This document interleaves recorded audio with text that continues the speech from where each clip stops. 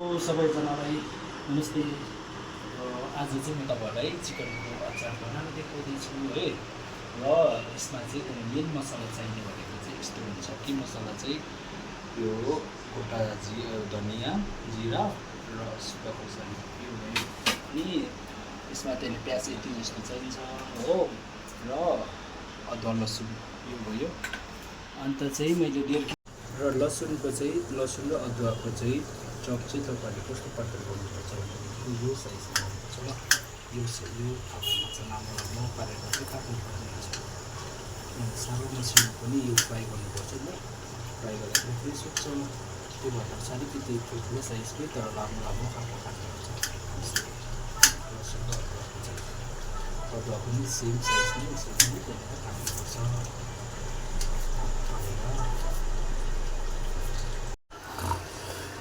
र अदुवा लसुन चाहिँ यस्तो प्रकारले चाहिँ त्यहाँनिर चप गर्नुपर्ने हुन्छ है ल। तपाईँहरूले के यसरी त्यहाँनिर चप गर्नुभयो भनेदेखिको चाहिँ लामो यो चाहिँ त्यहाँनिर राम्रो त्यहाँनिर के अरे फ्राई हुँदा पनि पुरा सुकेको मसिनो खालको हुँदैन ल।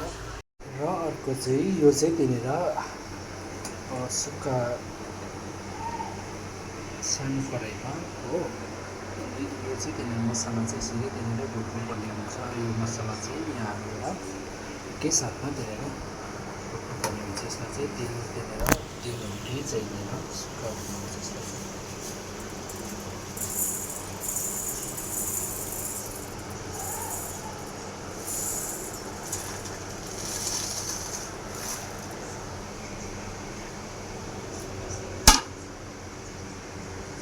यसलाई चाहिँ सुक्खा भुटिदिनुहोस्।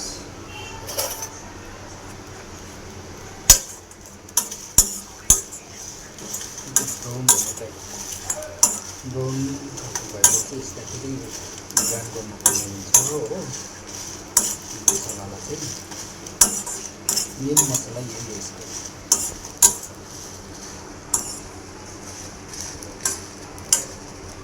लगभग चिकन पनि मेरो हुँदैछ।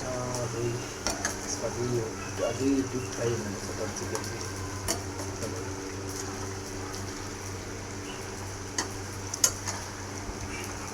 चाहिँ डिप फ्राई हुनुपर्छ। मात्रै तपाईँको मासुको टेस्ट राम्रो हुन्छ।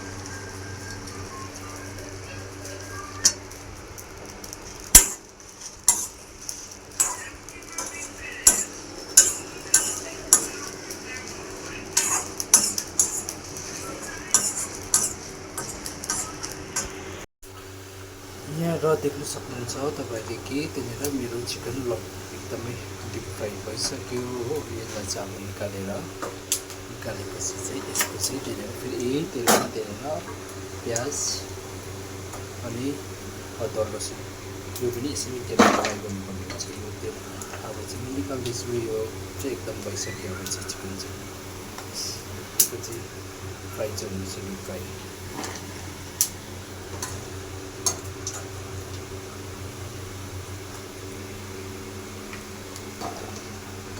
यो हड्डीसँगै किन हालेको भन्दाखेरि चाहिँ प्रायः जस्तो मान्छेहरूले चाहिँ त्यो चिकनको मासु मात्रै भएको चाहिँ मन पराउँदैन होइन अचार।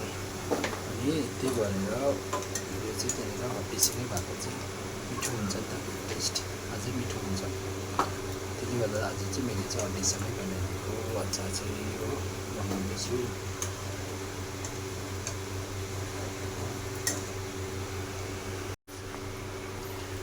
चाहिँ यो पनि त्यहाँनिर अदुवा लसुन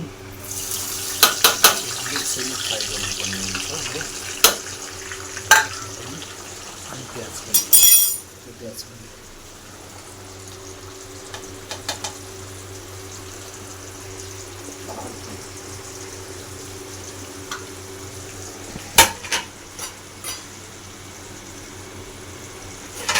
यसरी फ्राई गर्नुभयो भने चाहिँ अदुवा लसुन र प्याज यो चाहिँ यसलाई पनि अलिकति लाइटली खालको चाहिँ डिप फ्राई गर्नुपर्छ यसलाई हो।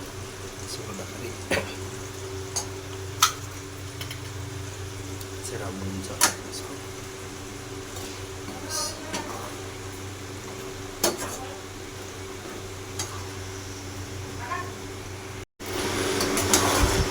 अदुवा लसुन र प्याज यो चाहिँ किनेर यसरी धेरै फेरि सैलाई पनि फ्राई गर्नुपर्ने हुन्छ हो।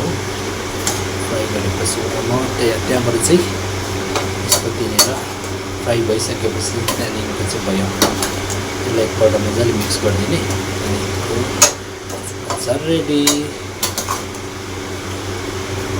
चिकनको अचार। हेर्नुहोस् न यति मात्र पो हुँदो रहेछ 1.5 केजी चिकन त, यति मात्रै छ। 1 केजी लगभग 1 केजी फ्राई भन्दा होला चाहिँ। र यो पनि त्यहाँनिर प्याज र अदुवा लसुन पनि यो पनि मेरो त्यहाँनिर फ्राई भइसक्यो। यतिको चाहिँ फ्राई गर्नुपर्छ, बेसी पनि फ्राई गर्नुपर्छ किनभने साह्रो बेसी त्यो हुन्छ डिप फ्राई गर्दाखेरि पनि हो। यतिकोमा चाहिँ ठिक्कै मिलाउनुपर्छ।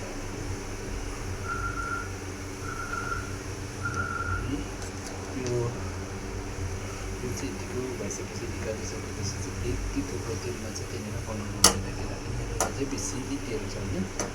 यो चाहिँ यत्रो बेसी तेल हाल्नु हुँदैन, यसमा त अलिकति तारेर यसमै मिसाएर राख्यो। त्यहाँबाट चाहिँ फेरि त्यहाँनिर डल्लै एकपल्ट चाहिँ एकचोटि चाहिँ डल्लै मिक्स गर्नुपर्छ। यहाँनिर मैले अलरेडी त्यहाँनिर यो चाहिँ त्यहाँनिर गरिरहेको छु। अघि जिरा धनियाँ र सुक्खा खोर्सानी त्यो कराईमा सुक्खा भुटेको चाहिँ यो त्यहाँनिर राखेको छु, अलरेडी पेस्ट बनाएको छु मैले यसको। यो सबै एकैचोटि त्यहाँनिर यहाँनिर चाहिँ मिक्स गर्नुपर्ने हुन्छ। एकदम गरिसकेपछि त्यहाँबाट चाहिँ तपाईँको चिकनको अचार रेडी भयो। यो चाहिँ अब लास्ट यो चाहिँ किन मैले चाहिँ यो तेल चाहिँ त्यहाँ बेसी हुन्छ भनेर यति चाहिँ निकालिरहेको छु र यति तेलमा मात्रै बनाउने अब चाहिँ लास्टको चाहिँ। अनि अलिकति यसमा चाहिँ त्यहाँनिर बेसार हल्दी हाल्नुपर्ने हुन्छ।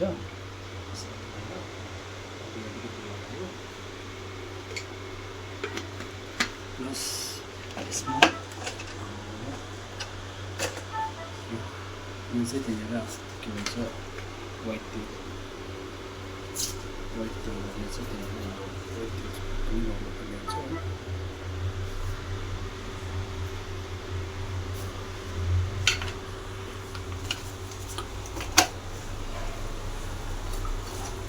भएपछि त्यहाँदेखिको अलिकति चिली पाउडर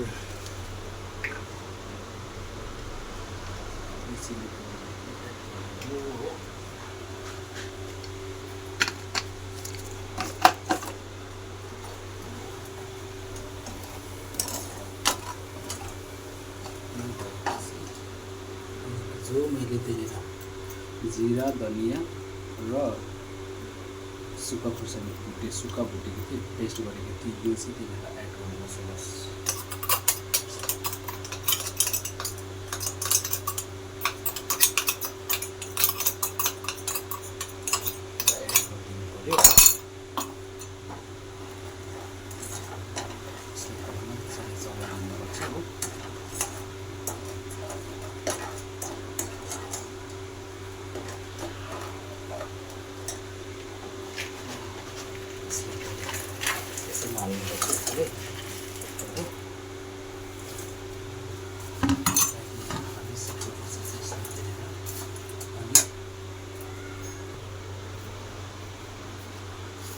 सल्ट चाहिँ तपाईँहरूले स्वाद अनुसारले हाल्नु सक्नुहुन्छ है।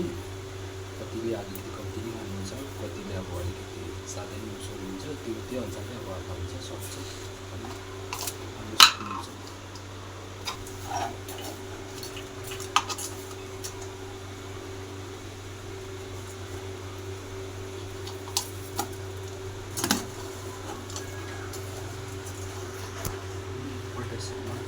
एकपल्ट चाहिँ यसलाई राम्रोसँगले चाहिँ मसला र यो तेल सबै गरम सुन्ने गरेर चलाइदिनु पर्नेछ।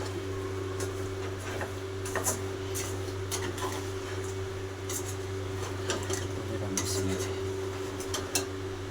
ग्यास अलिकति सानो मानेर होला ग्यास चाहिँ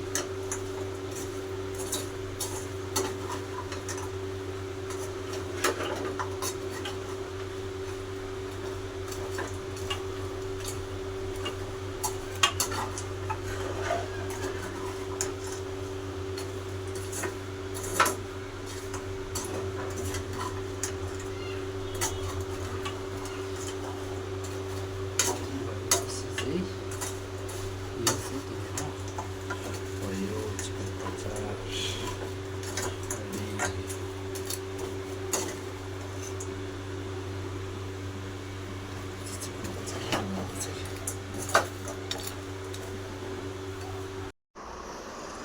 1 केजी 1.5 केजी चिकनको चाहिँ हेर्नुहोस् न यति मात्रै हुँदो रहेछ है अचार चाहिँ पुरै हो यति नै हुन्छ अचार चाहिँ 1.5 केजी चिकनको चाहिँ यो बट्टाको चाहिँ 1 बट्टा फुल 1.5 केजी टेस्ट गर्दा भाइ म त अगाडि टेस्ट गरिसकेँ हेर्नुहोस् है मिठो रहेछ भाइ ल टेस्ट गर्दा